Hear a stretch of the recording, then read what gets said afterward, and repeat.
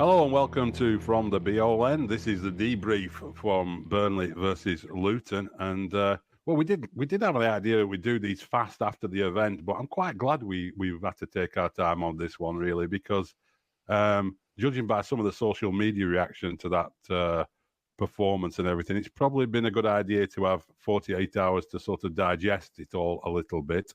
Some of it feels a little bit old, like talking about whether or not that was a foul on James Trafford or not. I think the world has given its verdict on that, apart from, as Chris was pointing out earlier on to us, apart from any pundits who previously played for Blackburn Rovers who seemed to think it wasn't a foul. But here we are, full squad. Andrew Greaves, Paul Woodhouse, Justin Connolly and Chris Borden. Justin, Friday night on the turf. How did you feel when that was all over?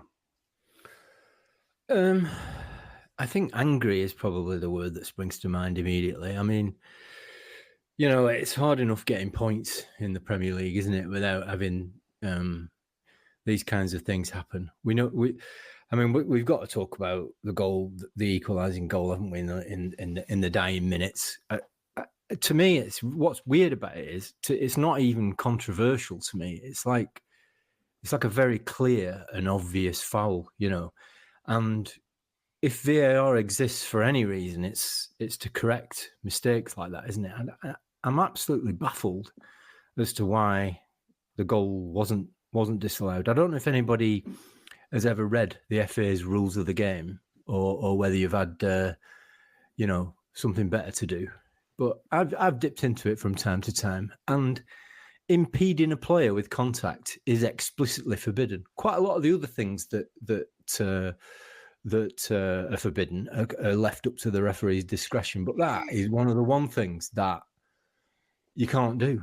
And clearly, that's what happened. I'm not even sure whether we need to talk about intent or not.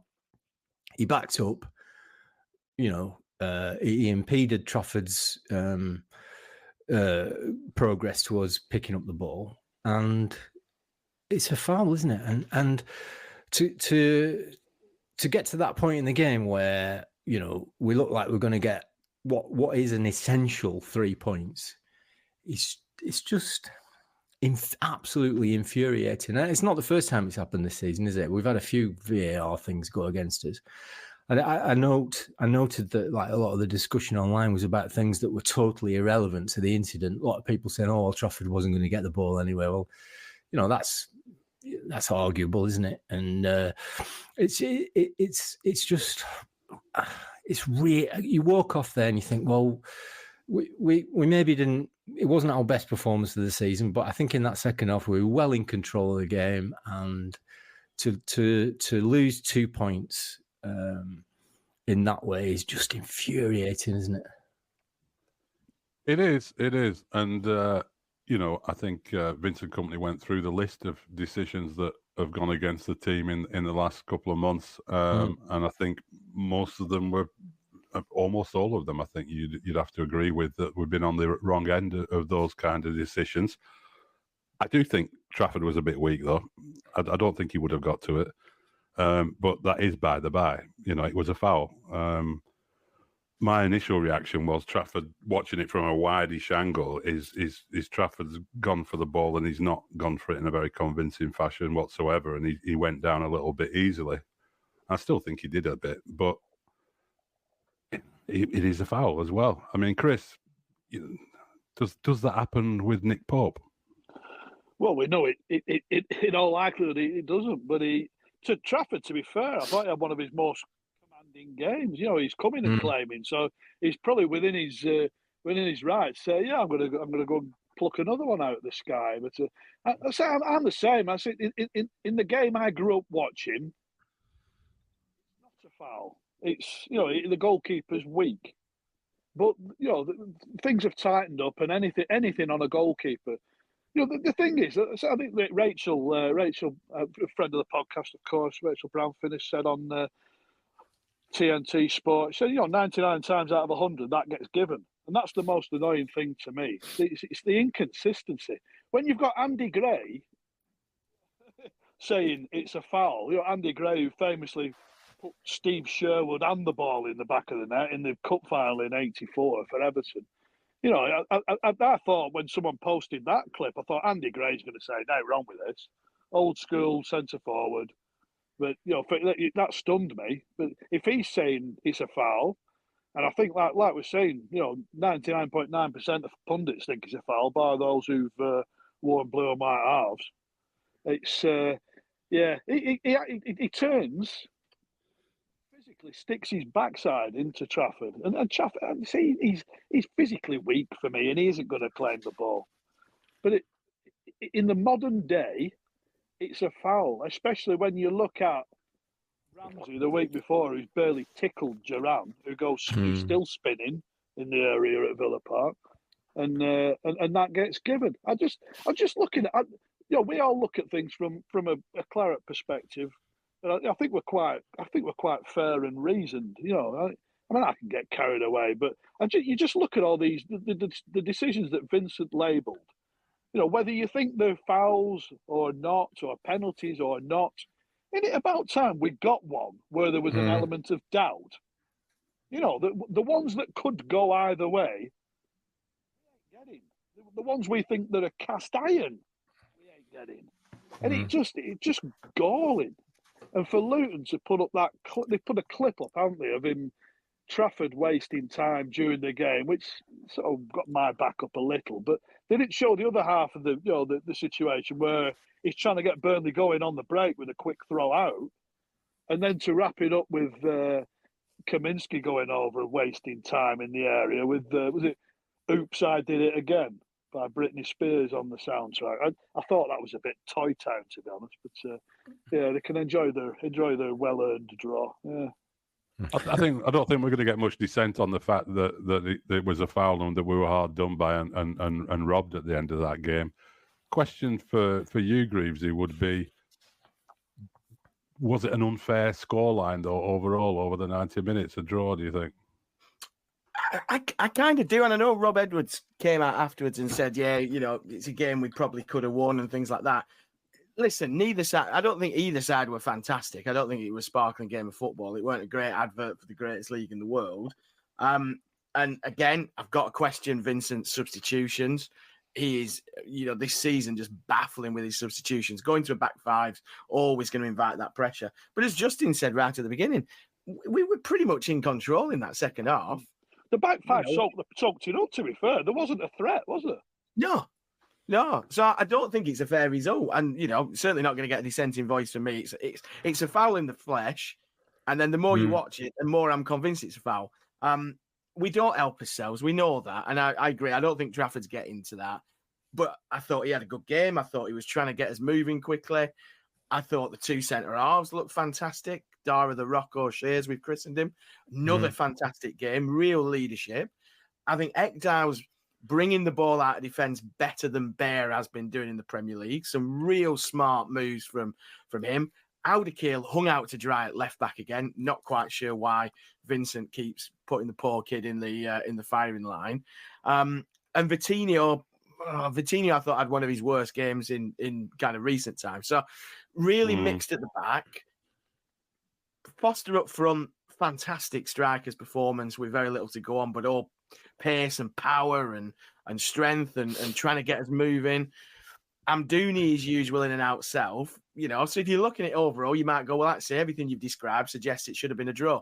I don't think the performance deserved the draw. I think we deserved all 3 points because we'd done that thing where we were starting to grind out a really good result.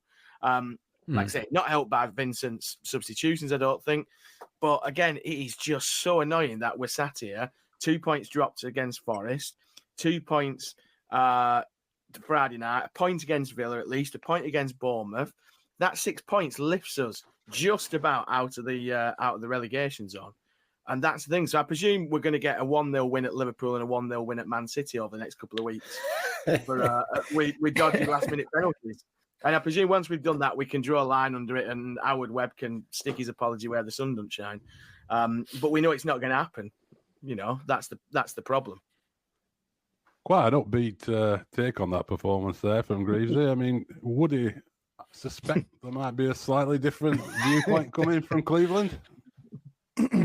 Not really. I can normally be quite sanguine about, you know, refereeing decisions, etc. I can normally see both sides or see where they're coming from. Not with this. It's fucking bullshit. It genuinely is. I've just watched the highlights again. I very rarely get triggered. And if I didn't love my dog as much as I did, I would have booted him back to Burnley by now. You know, it's the performance in general. It's like we've finally morphed into the Brazil 70 side, but not the good part of the Brazil 70 side. There are highlights on YouTube of that Brazil 70 side, of the outtakes and the bloopers, where they're just ballooning the ball out of fucking play. You know what I mean? They're not able to control the ball properly. And I'm watching Cullen, and he's booting the ball, you know, for no apparent reason over the Keel's head, out of play. You know, watching Odebear and Amdouni try and track back. You know, I've seen people who have been, you know, taken off leave the pitch quicker than watching those two track back. Odebear should never, ever enter our half again. Only go in one direction. It was absolutely appalling. No wonder the Keel is left out to dry. All they did was like give the ball to Barkley, and he pinged it like a quarterback for 20 minutes, and we didn't know what the devil to do. It was appalling. I will give Vincent a little bit of credit that he didn't let that go on for 45 minutes. He decided to like pull Goodmanson inside, and we pushed everybody towards the left and played behind the wing back, etc. And that's where we kind of got the goal from. But bloody hell, there's a lack of effort in transition when we're having to do defensive work, and it kind of shows. But other than that, it's obviously very annoying. And I think you've seen two sides that are definitely going down this year. Yeah, I was left with that feeling. It was definitely two teams that are going down playing. I mean, I think that bit you're talking about, that middle of the first half after reasonably sort of start, but Luton were fairly comfortable, weren't they? And then there was just a 20-minute spell before the goal came, before we sort of picked it up and then went and got the goal, where it just seemed to be falling to pieces. I mean, it just, players were all over the place in positions and distribution was. It just seemed to be turning. I don't know what it was like in the ground, obviously, but on TV you could pick up a lot of murmurs and like, what's going on here? You know, and to Kompany's credit, he did adjust things, and the second half was at least more compact, but still miles off, really. You know, in terms of what we'd have hoped for. I mean, we'll maybe get into it when we get into the questions, but the style of play thing. I mean, I'm not sure where we are with that now, because we started off the year with we're sticking to this company ball way of playing, which we then adjusted to become more compact and realistic, which was necessary, and the results and performances started to be more solid as a result of that more solid formation. But it seems we've just morphed into mediocrity, really. Can't have 33% possession at home to Luton.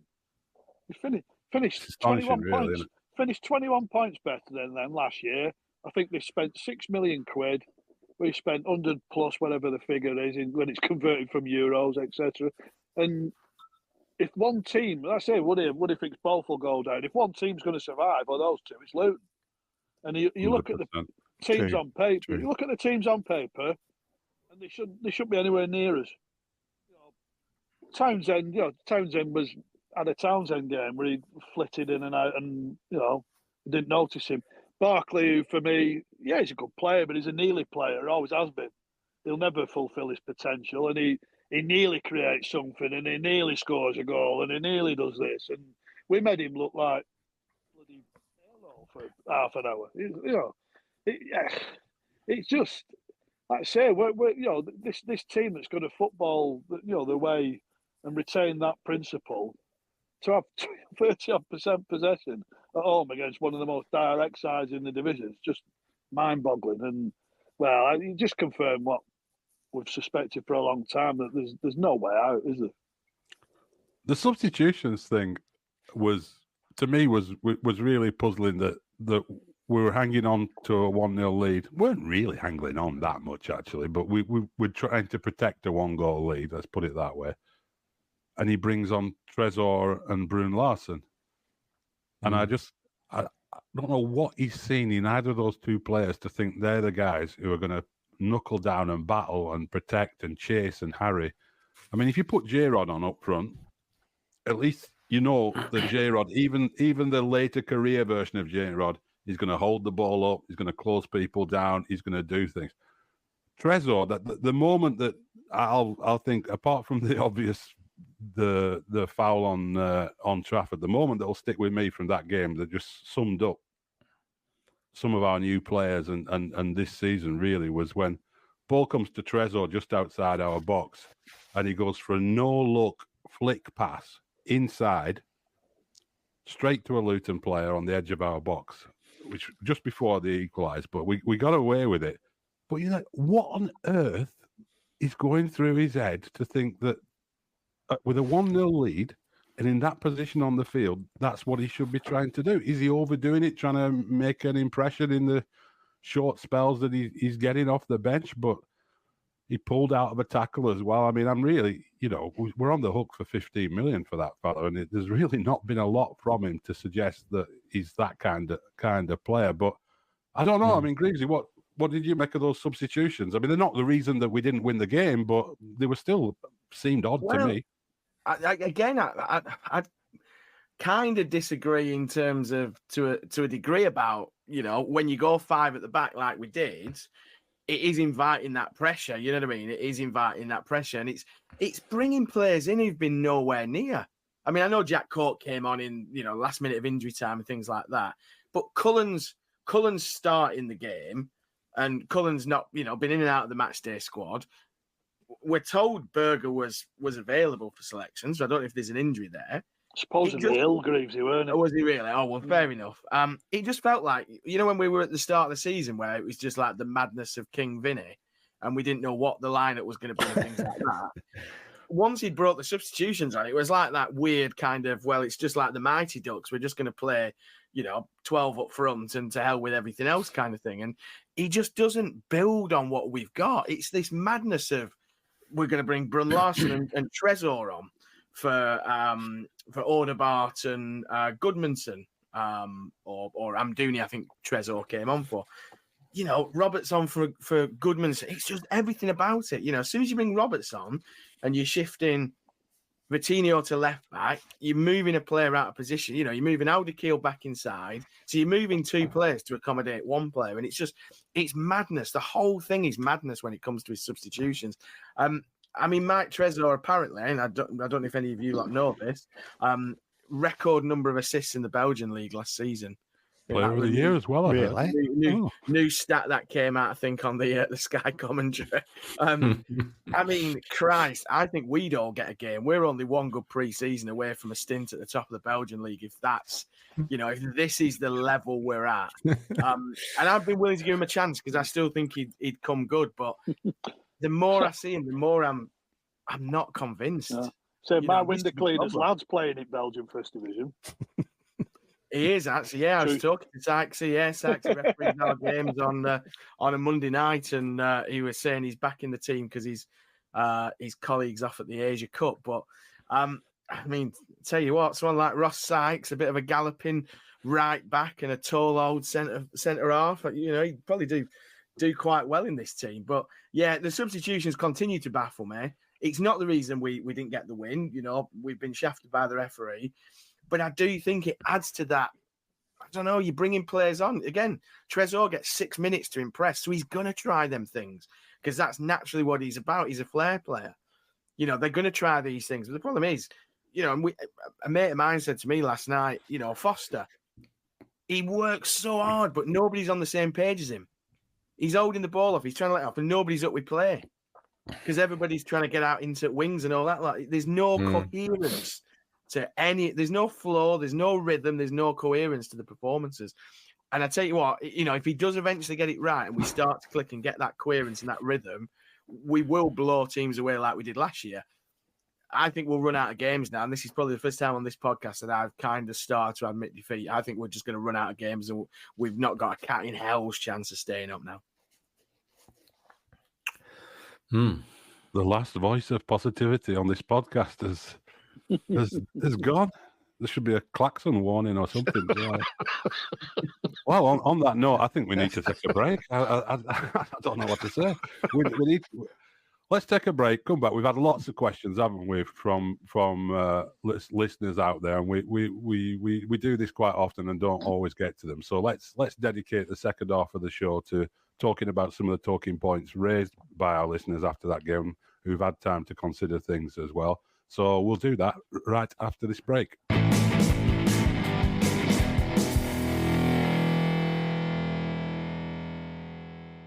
Right then. So, yeah, we asked this morning, Sunday morning, for some questions or talking points, and that was kind of fueled yesterday by Simon Holding on Twitter, a big long-time listener of the show, who's making a point about Josh Brown, and I'm really interested to hear what you guys think about this. And Simon says, would like to know the panel's view on our captain. Horrendous Premier League stats, 98 games, 5 goals, 4 assists for a forward-playing centre midfielder. Getting about the pitch and puts a foot in, he's not good enough at this level. Absent again on Friday night in a key position. Can't drive forward the ball, one-touch specialist, can't break the lines, can't pick a forward decisive pass, doesn't arrive late in the box, no goal threat, struggles to land a corner. Don't like to criticise someone who works extremely hard. But Woody. Oh, God. Josh Brownhill. Yeah. I mean, yeah, it's probably quite right. He's one of those. He's obviously very good in the Championship, fails to make the grade in the Premier League. And yes, he's very industrious. He gets himself about. Looks like he's working hard with no real product. Can't really keep up with the game necessarily. Quite easy to float past. But I mean, yes, if you had better options, we will be playing them. And it's obviously quite apparent that Vinny thought that as well at the beginning of the season. And he's kind of in by default because we didn't sign anybody particularly better than him in order to do a job. So, yeah, can't really disagree with a lot of that, to be honest with you. Simon, I mean, we kind of discussed when we were talking about kind of favourite players and as kind of favourite 11, some of the kind of industrious, hard-working, tough tackling, players that we've all watched over the last God knows how long of following Burnley. We've said this all year. We've really kind of missed that kind of player, haven't we? And Josh Brownhill's kind of, as Woody said, great in the Championship, really, really effective in there. When it comes to the Premier League, that midfield, whoever's in that midfield too, aside from perhaps Sander Berge, there's just not the quality, is there? No, I mean, I'd be reluctant to point the finger at Josh Brownhill after that performance, to be honest, because the thing that upsets me about this team, and I don't like this team anymore, really. I mean, at the start of the season, I was really fascinated to see how they develop and it took that attitude that, we're gonna lose a lot of games, but at least, the young players and all this kind of stuff. But I don't like this team because I think there's far too many players in that team who think they're superstars, who aren't putting it in. I mean, I absolutely will give credit for Foster, who I think is an average centre forward really in a Premier League level, but who will work his socks off, as you said, and grafts and probably pulls up with cramp towards the end of a game quite often. Absolutely won't criticise Lyle Foster because he's doing that. And I'm reluctant for the same reason with Josh Brownhill, because he grafts and he puts it in, and he's not a superstar. He's not an attacking midfielder. He shouldn't be the person you're looking to create things. He's a little ratter. He gets about and does what he does, and he's not a superstar.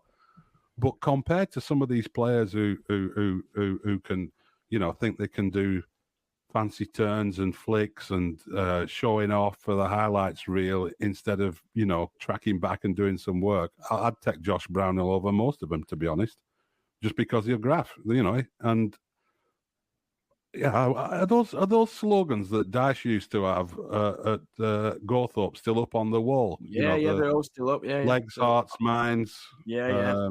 Minimum requirement, maximum effort. Yeah. Yeah, that one in particular sort of comes to mind quite a lot. So, I mean, Josh Cullen, the midfield is a problem because, especially when you take Sander Berger out of it, as we were forced to do on Friday, because Cullen, unfortunately, we're seeing why West Ham didn't stick with him and why he went to play in Belgium. He's not good enough to take the step up. Brownhill's done it all right in the Premier League. He's not going to be a player who I think is going to do anything wonderful. But there's a reason, as we said before on this podcast, there's a reason why he keeps being linked with teams like Everton and Wolves and West Ham and so on, because a lot of teams need somebody who will just do a lot of work in midfield. But no, I mean, if we want to point fingers at players in our team, Brownhill will be quite low down on my list, actually. Interesting. We'll move on to the next one. We'll start with you, Justin, because I'm quite interested whether you are now kind of sharing the viewpoint of, I think, all of us, that we're now destined to go down to the Championship. And then a question from James Spencer says, do you envisage VK having the stomach for another crack at the Championship, or can you see him looking to move on if we are to return to the EFL? Do you think it's game over? Do you think we're now destined to be playing Championship football next season? And do you think Vincent will be with us?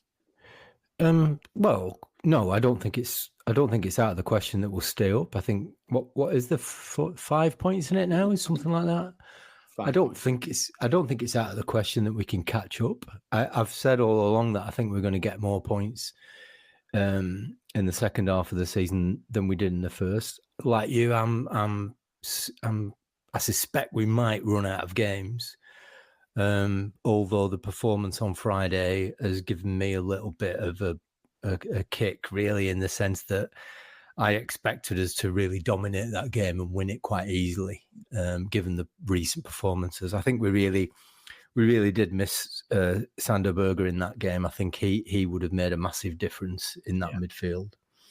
Whether Vincent stays on, I think it's inevitable that he will have to. I can't imagine that taking a team down out of the Premier League is going to look good on his CV without taking us back up again. And the project is still ongoing, isn't it? The project to, I mean, they said before, didn't they, that we're already ahead. I think it was 3 years. They suggested 3 seasons it was going to take us to get back in shape, to get back up into the Premier League. So even if we do go down, that's still on, isn't it? Whether we can hold the squad together, I don't know. I think probably there are a number of players who Premier League sides would take a gamble on if we go down, but the manager is definitely not somebody who a Premier League side would take a gamble on. So if he, it's hard to see where he would end up if he did leave us and try and resurrect something somewhere else. We know one. Well, yeah. I mean, one of the reasons he came to Burnley was that his family wanted to settle in the Northwest again. He doesn't want to be going back to Belgium, doesn't he? He doesn't want to be going elsewhere. He wants to stay here. So, if we do go down, I hope and I fully expect that he would stay. Chris, do you share that view that kind of, Vincent, he knows the Championship now. He very successful last year, built a team that walked the Championship. Is this a kind of a minor bump on his roadmap to managerial greatness, or is this is this kind of, fatal almost for his managerial ambitions if we were to go down? It's not fatal, but it would feel to me like a wasted opportunity. I say I don't like all this, that we're ahead of schedule, blah, blah, blah. Like I say, they were making plans from January last year for the Premier League. Brought in Foster, brought in Obafemi, Aldakil, Ekdal. And of those 4, only really Foster has sort of enhanced his reputation, to be honest. And it's, if they go down, I think we go down not as good shape as we came up. I don't think we're as good a side. I think Brownhill's out of contract. Again, I'm torn on Brown. I think he's not only is he a good player in the Championship, I think he's one of the better players in the Championship. The only thing that disappointed me last year about his season is he did pop up with. I thought he could get double figures from midfield last season, and he finished up with what he got for Bristol City on a regular basis, 5. But he was in the team of the year, and one of the dominant players in the Championship. To me, he's like a Hendrick. He costs less than Hendrick, but he's that sort of player. Does he create enough in the Premier League? No. Does he score enough? No. Does he graft? Absolutely. And to replace that costs 8 figures plus, doesn't it? So it's who you can bring in for that sort of money to replace that, really. As we've seen, if you look abroad, do you get the same work rate? You might get a bit more technical ability, a bit more quality, but do you get the same work rate? Not necessarily. So I'm in the same boat as Justin. I think Vincent would have to stay just to sort of. He's not enhanced his reputation any in the Premier League. In fact, he's probably his bubble's been burst a little, hasn't he? I think everyone was expecting him to guide Burnley to safety. And not only is not looking like it's going to happen, it's looking like a bit of a catastrophe, really, from day one. From the mishmash of a team against Man City, you gone down from within three minutes of that game when we fell behind, and you just felt all my sort of pre-season hopes and expectations out the window, and it's not got any better since. Interesting. Daz BFC says, Simon, does pacing the board back VK with more cash in January, or do we just use the loan market and accept our fate that it's game over? If you're Alan Pace and ALK, and we talked in the podcast last week about the shifting of the credit facility, which might be about unlocking more cash. Do you give him more money to spend, or do you kind of, look at the players like Fofana who we've brought in, and we'll chat about in a second because we've got a question about the Chelsea loan man. Do you back him with cash, or do you say, look, we spent a lot of money in the summer, you've got to get a tune out of these instruments? Well, let's draw on what we know from the documentary, which is when we went down last time, the finance man who was driving in the Land Rover next to Alan Pace on the road out of Gawthorpe made it very clear that we were going to have to sell some players to finance what needed to be done last summer to prepare for the Championship. I would imagine the same thing would happen again. I mean, I don't think we're in any better financial position massively. We've had TV money, but we spent 120 million on a team that's worse than the one we had last year. So I don't think we're in any particularly stronger financial position. Although we don't know, because we don't know really what's going on with the money at all. I mean, loan markets. They like loan markets when it comes to money, don't they?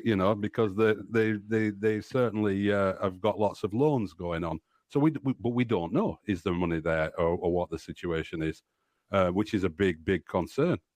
Because, I would think when we go down, I would think practically that the last of the old guard remaining will be cleared out and their wages taken off the bill. So I would expect that J-Rod, Jack Court, probably Goodmanson, Roberts, probably had a couple more names there that haven't come to mind. Those kind of players will probably be cleared out. Who's going to be coming in for our, there's no Tarkovsky, McNeil's, Ben Mees, Nathan Collins, Maxwell Corney type players who we're going to be able to sell. I mean, who would we be able to sell at a profit on the ones that we've bought? Odegaard, maybe. Possibly get 15, 16 for him, but we paid 12. 12 for him, yeah. Whatever it was, yeah. So Koleosho. Koleosho's been injured all year, so probably not. You know, I mean, somebody might look at those 5 or 6 games he played or whatever at the start of the season before he got injured and say he's worth a punt. Would you spend much more than 10 on somebody who's played half a dozen games? I don't know. There's not really, James Trafford. I'm not seeing somebody coming in with 40 million for him to double his money on James Trafford.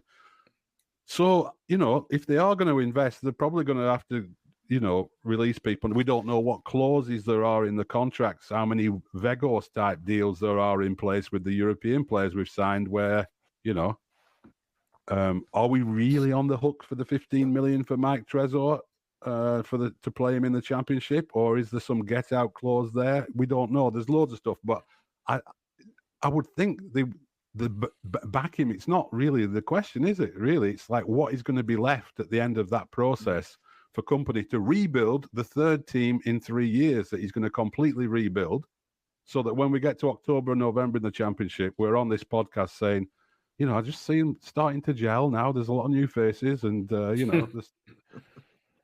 I mean, that could happen. And what I really don't buy into is this narrative that you hear a lot from Burnley fans, and you see it on social media of, well, we'll go down and then we'll come back up again. Just because we've done it a couple of times, there's absolutely no guarantee that's going to happen. I mean, part of me looks at it and thinks, like I was saying to Woody the other night, Odegaard on one wing and Koleosho on other in Championship will run teams ragged. But another part of me says, maybe we just have another hodgepodge of a team. Company makes some weird decisions.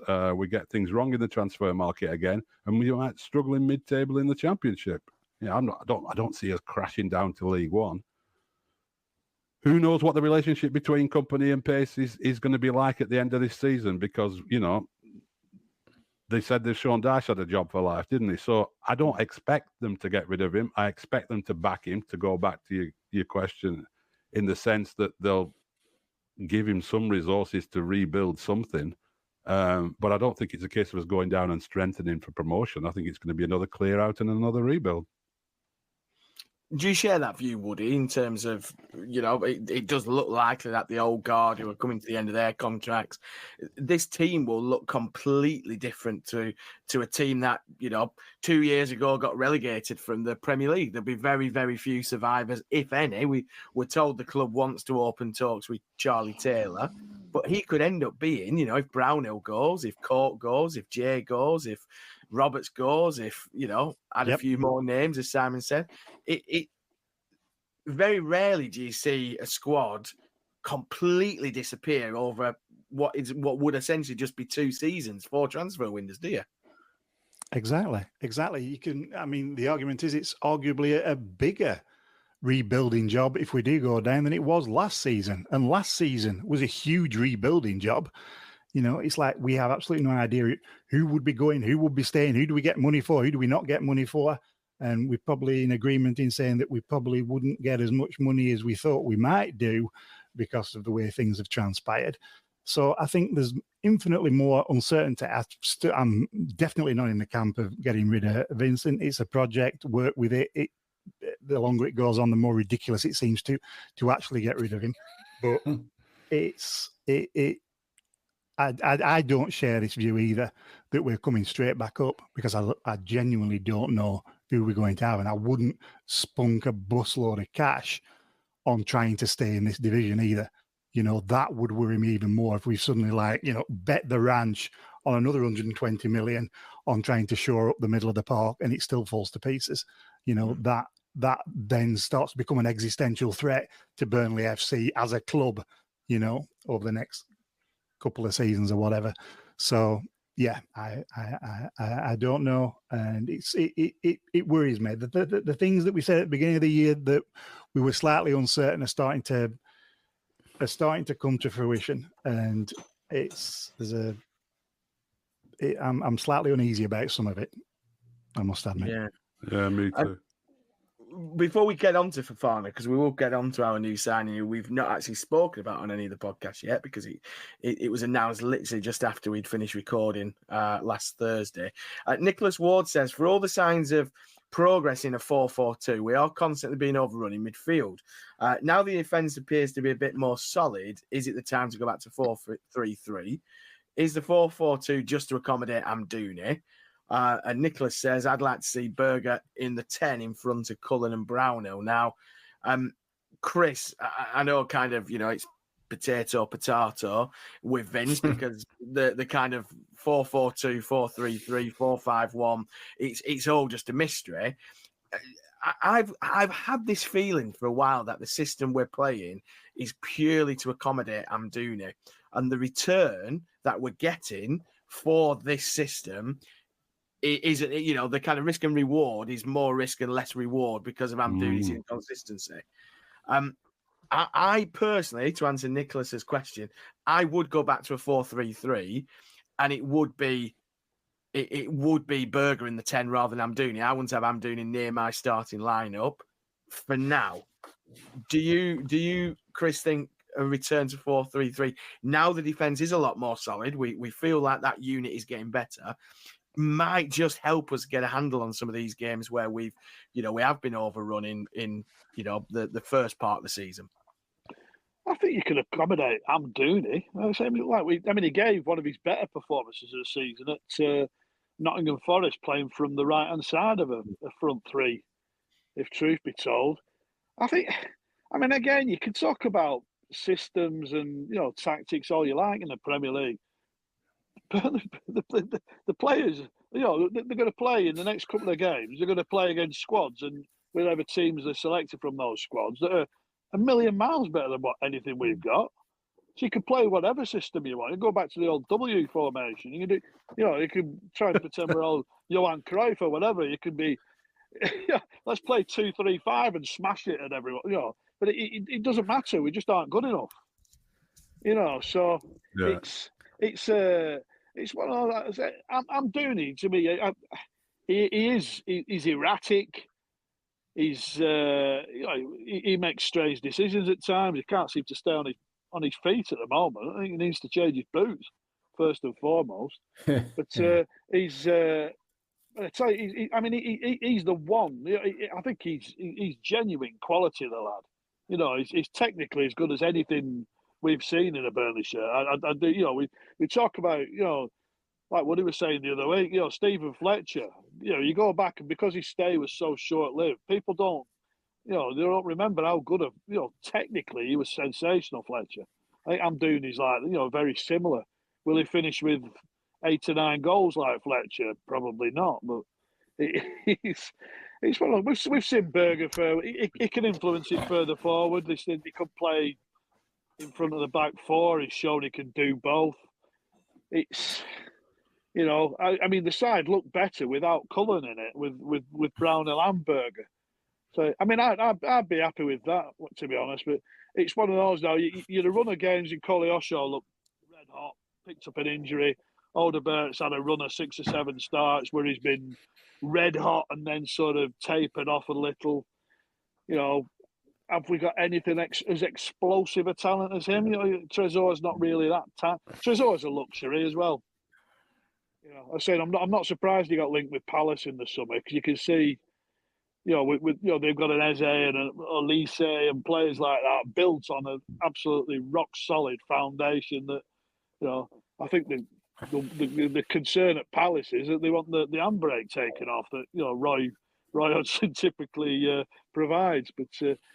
He probably would have fit in well at Palace. He ain't fitting in well in our side because defensively we aren't good enough, and the framework, as Sean Dyche used to talk about, just isn't strong enough. But I wouldn't be leaving Amdouni out of that side. I think he's one of the one bright sparks really of the season. And Justin, we've got as new signing, first signing of the January transfer window from Chelsea, Fofana, in on loan. Do we change the system to accommodate him, or do you think he's one of these players who's come in to kind of sit on the bench and give us an option and things like that? Do you see, not a great season for Union Berlin, just the 2 goals in, I think it's 17, 18 matches. He scored in his last game, I should say, his last Bundesliga game. He did score in just before the winter break in Germany. Does bringing him in change the way we approach games, or is he just a kind of, is he a Foster replacement for when Foster inevitably, pulls up with cramp, or kind of after 80 minutes, he's blowing out of his arse? I think he's exactly that, isn't he? He's somebody who we need numbers in that part of the pitch. I think he's exactly that. I don't see him changing the way that we play to accommodate him. I mean, for me, I think that like I said before, we really badly missed Sander Berge against Luton. And the minute he's available again, he comes back in for Cullen for me, and we go back to that sort of system that seemed to be a bit more solid and a bit more able to cope with what the better sides have been able to throw us. It's not, we were disappointed by what happened against Luton, but we still have made that significant improvement over the last couple of months, and that's still there. So no change in the formation, no dropping of Amdouni. Bring Berger back in, and we continue to build on what we've done before. In terms of the new signing, I don't know if any of you watched the interview with him, but yeah. It's a bit of a ludicrous car crash. I mean, I'm absolutely astounded that they actually put it out. I know. The guy says to him, what sort of a player are you? And the first thing that comes to his mind is to say that he's really lazy. And he has to, and the guy interviewing him has to sort of correct him and say, "Oh, off the pitch, you mean?" Not, and he go, "Oh yeah, on the pitch." I mean, I know English is perhaps not his first language, but everybody knows what lazy means. So, and he didn't like it in the Bundesliga because you have to run all the time, and if you didn't, you had to pay, which I presume he meant fined, which he did get fined once by Union Berlin. Got suspended, for not shaking the hand of his coach. I think he was late to a team meeting when they were announcing the coach had been sacked. So, from a discipline point of view, he's perhaps not the kind of guy you want in the trenches in a relegation battle. But we will stick that to one side, I think, because we've got to give him the benefit of the doubt. And sometimes players just need a manager to work with. I remember kind of Keith Tracy talking at length about the effect Sean Dyche had on him and things like that. I'm not suggesting it's going to be like that, but I think it is quite interesting. Anybody else got a view on Fofana? I know nothing about him, I have to say. Well, I mean, he had a highlights reel that was less than sparkling for his performance. It just seems like a typical company signing to me. Another promising player from Europe who's got, some sort of reputation, but he hasn't delivered it. Didn't make it at Chelsea, hasn't done well at Union Berlin. So we're hoping that some magic happens when he arrives at Turf Moor. But it's a loan. I mean, the only thing it just looks to me like one of those things where, like we've learned nothing from some of our previous signings, to be honest. But let's see. It's a loan, and if it doesn't work out, he goes back at the end of the season, and there's nothing lost. It's not like we've hopefully not put in an agreement to buy him for 15 million at the end of the season. It can't be worse than Nemani. Well, I was just going to ask you this, Chris. Is there a worry that we've signed 2023-24's Frederick Nemani? Because that was the first thing I thought of, I'll be honest, when he signed and I saw Woody's little highlights reel that he shared with us. I should say it was already on YouTube. Woody's not put the highlights. Yeah, I'm putting it together myself. But yeah, that is the kind of worry sometimes, isn't it? That you get these players who, they are a bit of a lost cause to a certain extent. And he pulled up lots of trees in Scandinavia where he had a brilliant record for mould, and then moved to Chelsea. It's not happened there. My wardrobe's got a great record for mould.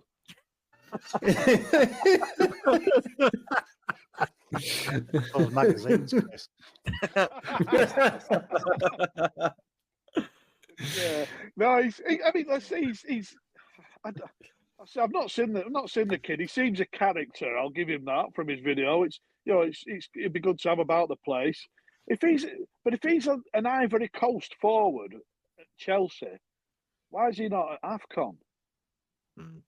And I know Ivory Coast, could draw on some decent forwards as well. But his highlights really. I mean, his pace, his direct. He looks exactly like every other player we've signed in those areas over the last 6 months or so.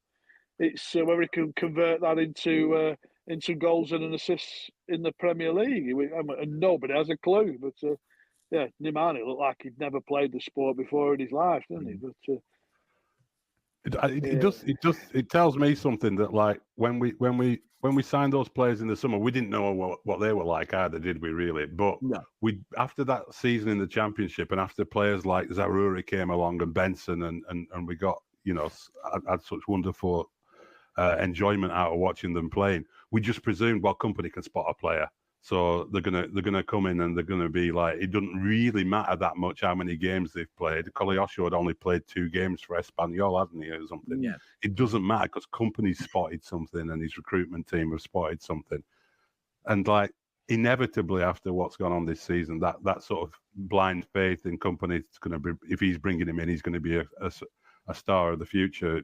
Just isn't there anymore. Not for me, anyway. Yeah, definitely. Final question, really. A couple of questions from Andy Barton. How do we fix VAR and officiating? I don't think we've got time to kind of go into that. Why Get rid is of the VAR? There you go. Get rid of VAR. There we go. So, just bin it off. Stop doing it. Off. There we go, Andy. We'll just spin it off. Why is the milk not in the concession stand? I think we need to have a word with our mate Bobby Ball about that one. But the most kind of pressing question is, what is our identity this season? I think this is really interesting given what we've just been talking about. Simon said earlier, I just don't like this team anymore because it is a collection of, there's a lot of players who think they're superstars and they're really not. Last year we had an identity, didn't we? Everything about it was like this, I don't know, this kind of band of brothers and things like that. This team feels a million miles away from that. Do you know what the identity is? Can you put your finger? Because most managers we've had have given us an identity. And last season, we thought we knew what Vincent's identity was. Is that the case this season? Or do you agree with Andy that, what is the identity? I mean, obviously the identity is trying to continue in some which way, shape or form what we're doing last season, but maybe we got away with that because it was such a shit league.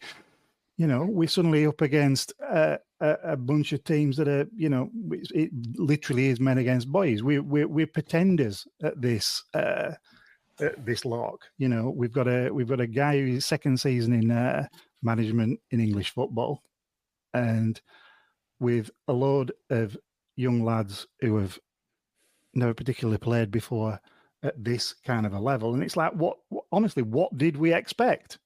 If it was this easy just to waltz into the Premier League, sign a load of 19-year-olds and piss it, I mean, Cambridge would have won it by now. Let's get it right, and we can see what he wants to try and do, but it's not that easy, obviously, to do it, But I do share. I must admit, I do like that comment from Simon that I don't like this side. And yeah, I get that sense as well. It's a difficult one to kind of, enjoy because we keep seeming to do. The identity seems to be that we're making the same mistakes over and over again. It's a bit like the myth of Sisyphus, and it's I can't answer that. I don't know what the identity is. I think I know what he wants it to be, but it's not there. We just seem to be fucking things up in different ways. I think it's a bit to say like, I don't like this team. I won't go that far, but it's not a team that we've fallen in love with by any stretch. Yeah. You think about the love that everyone had for Teller, for Matson, for Zaroury, for Benson. Existing love for Barnes and J-Rod and Cork and Taylor, Murich, the crowd came to love. Taylor, Howard, Bellis, and even when he was missing for the last couple of months, and he'd run over to cricket field on his crutches and pumping his fists, and it seemed like he'd really bought into things, and we just haven't got that, have we? There's no. If you're 12 years old, whose poster have you got on your wall? That sort of thing. It just it makes a difference when you're winning 3-4-0 every week, though, doesn't it? You can fall. It's easy to fall in love with a side like that, isn't it? Fall fall in love with a player, can't you? You know, you can still look like we're still raving now about Stevie Fletcher 15 years on. You know, he was a fabulous player. Yeah. I think we know what Company wants to do, don't we? We know how he wants to play. That game against City where he played sort of 5 up front and thought, I don't know what he was thinking. Did he think we were going to steamroll them? Did he think we were going to just sort of never a better time to play City though? We all said, didn't we? Let's be honest. That's clearly what he wants to do. I think he's had to adjust, hasn't he? He's had to develop a little bit of pragmatism and rein that instinct in. And that I think is why we don't know what the identity is, because he's going against the grain, in terms of what he wants to do. So I don't know. Do I not like the team? I don't know.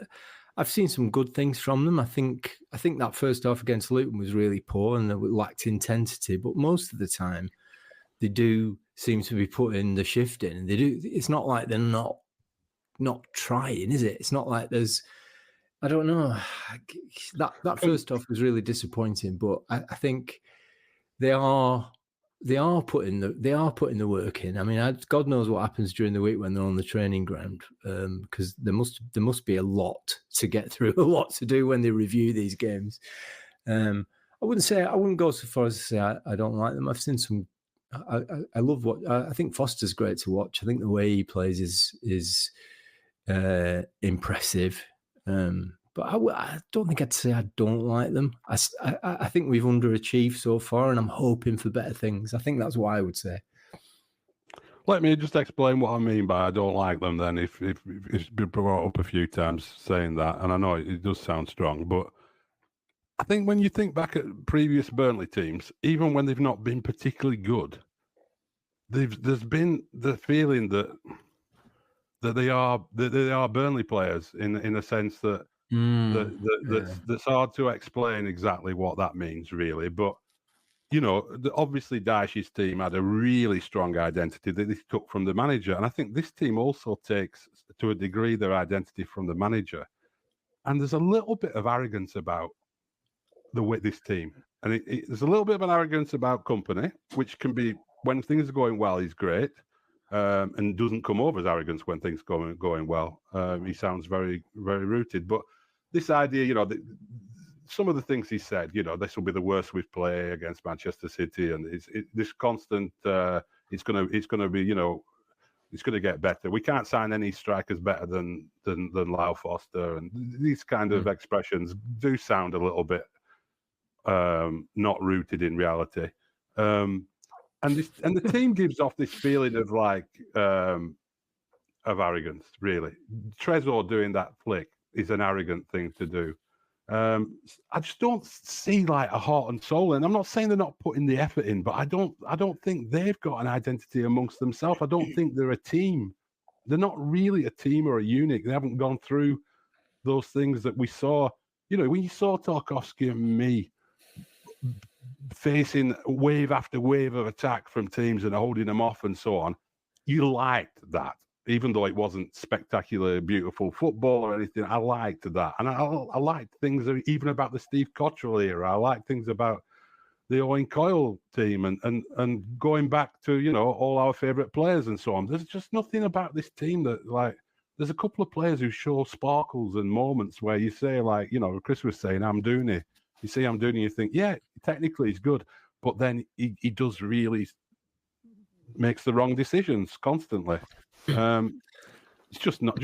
I just feel there's a sort of arrogance about that interview. Actually, with the new signing, really annoyed me because I thought, for somebody to come, it's just unthinkable that Sean Dyche's Burnley would have a player come in and say, "Yeah, Bundesliga, you got to run and run all the time," And I'm a bit lazy, It's absolutely unthinkable that would appear on, at that time that anyone would have thought, I will stick that out for the fans. I mean, it's just I don't know. It's hard to like this team, but let's put it that way. It's hard to like them. I think what you're saying is and you've said it really well there, that it doesn't really feel like Burnley, does it? No, it doesn't. I said as much to my boy when we came off. I was angry about the decision not to disallow that goal. I was angry we've been denied 2 points, but at the end of the day, I was like, do you know what? It don't really feel like Burnley anymore. The whole club, in fact, doesn't. Well, that's it. That's it. On and off the pitch, it's like we've gone down a road, haven't we? That is, I always think football clubs have like personalities that are forged by their history, and if you go against that, you're fighting a losing battle. And I sort of feel like that's kind of what's happening now. We're not staying true to our roots, if you will. What a cheering note. What a cheering note to end. Well, people get really upset when we're really negative. So we should perhaps have a trigger warning at the start and in the description. But there is some good news. We don't have a game next weekend. So, and even worse news that the next game is against Man City at the Etihad. So that's the annual humiliation we have at the Etihad. Or is it? Will we finally get a refereeing decision go in our favour? I'm not sure we will. Thank you very much for listening. Thank you very much to the lads for their contributions. Thanks for your questions. We will be back later in the week with a new episode. We'll probably get to even more questions and get some more questions answered, and hopefully we might have some more kind of transfer news, ins and outs and things like that. But don't forget, you can keep up to date with everything that we're up to on social media at BL Podcast. And until next time, enjoy the week. Enjoy looking forward to a free weekend where you're not going to be head in hands in despair at 3:10 or 2:10 when the teams are announced. And we'll see you soon. Up the Clarets.